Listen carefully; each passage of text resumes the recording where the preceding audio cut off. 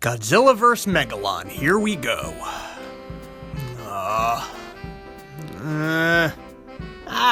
For fuck's sake, I can't do this. Oh wait, I'm not reviewing the movie? Oh, it's a comic? Well, in that case...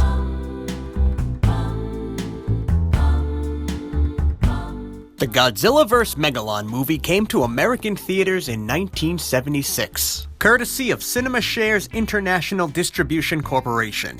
The timing was quite intentional. That same year would see the release of the blockbuster King Kong remake, so people were— Wait a minute! I've seen this poster before. Oh, come on! Yup, CinemaShares had no shame riding King Kong's coattails. They even spoofed the poster, even though the physics of this image make no sense. And even though there are no New York scenes in Godzilla vs. Megalon. But that's okay, I think this poster still looks kinda cool. CinemaShares was very invested in making Godzilla vs. Megalon a hit.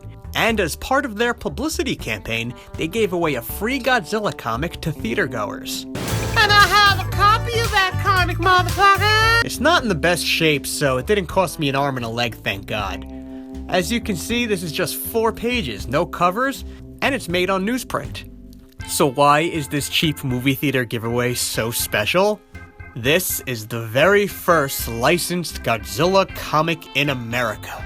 So do you guys want to read it together? Do you? Do you? CinemaShares International Distribution Corp presents Godzilla vs. Megalon. Concept and story by R.J. Wilson. Oh, R.J. I'm gonna have words for you later. Drawn by Swift Spear. What do you guys think Swift Spear's doing right now? Here on Earth, undersea volcanic eruptions are common in the mid-Pacific region. But never has there been a disturbance quite like this. From the midst of the seething foment, a gigantic form slowly emerges, a ghastly sight, some freakish mutation.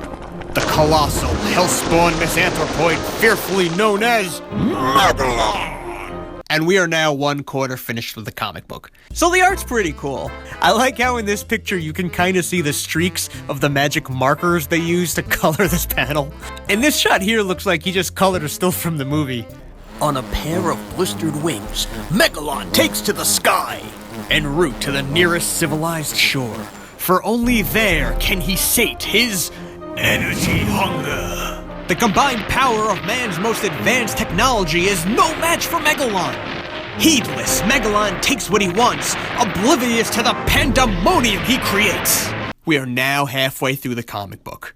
Yeah, 50% of this comic is Megalon's introduction. But the art is pretty cool. I like the panel treatment here. Also remember, this is the first time a lot of Americans are seeing Megalon. What do you think they made of this big dick on his head blowing a load on the fire? So already you're probably noticing some major differences from the movie. Megalon's on his own here instead of working for the Cetopians, and he's got an energy hunger. Plus there are no kids riding weird fish boats, and why do these kids always have stupid short shorts? I feel like I'm gonna get arrested for my browser history. There is one last resort. To fight monster with monster! Godzilla realizes that he stands little chance of subduing the boorish might of Megalon unassisted. Is that boorish? Boorish? Seeking help, he beckons across the wide seas to the super keen electronic hearing of his friend and ally, Robot Man? What the fuck? R.J. Wilson, come here. Closer.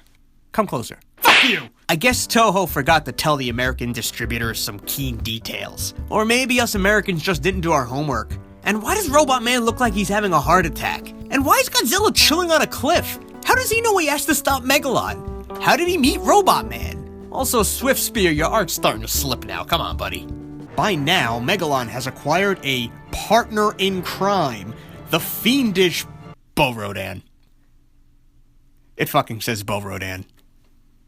You guys, it fucking says Bo Rodan! Okay, well, we'll give them a pass on not knowing Gigan's name. After all, his first real appearance was in Godzilla vs. Gigan in 1972, but America didn't get that film until 1977 under the name Godzilla on Monster Island. So everything's all out of order. Also, is Godzilla flying here? Well, he's got the smoke coming out of his mouth, so I guess this is technically in line with his flight scene in Godzilla vs. Hedorah. Damn, he must be fast. He got to the battle before Jet. Alright, let's finish this comic.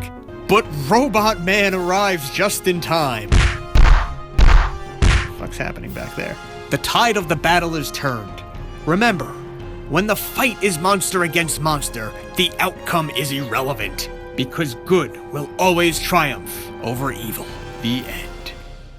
Godzilla vs. Megalon is coming soon to a theater near you! Apparently Megalon and Gigan die in this version. So there you have it, 2 pages of Megalon build-up followed by 2 pages of nonsense. I'm not even sure how to rate this. 3 stars! Why not? Some of the art is pretty neat, and technically it does tell a full story about good versus evil. Plus, it is historically significant as the first ever licensed Godzilla comic in America. But is this comic better than the actual movie? One day we'll address that in a very thorough movie Yes, this is so much better than the movie. This fucking kid.